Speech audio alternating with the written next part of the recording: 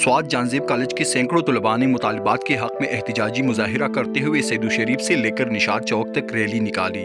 Rally और एहतजाज के बाद सैयदू शरीफ का मिंगवरा रोड हर किस्म के ट्रैफिक के लिए बंद रहा।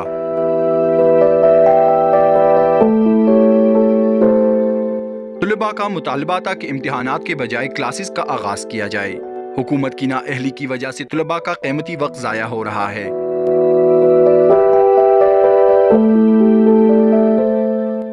इस मौका पर तलबा ने असिस्टेंट कमिश्नर तहसील बाबूज़े शहाब अब्बास से भी मुलाकात की और अपने मुतालबात से आगाह किया, जिस पर असिस्टेंट कमिश्नर शहाब अब्बास ने तलबा के मसाइल के हल की यकीन दहानी कराई। वकास हारून, sportstory.news।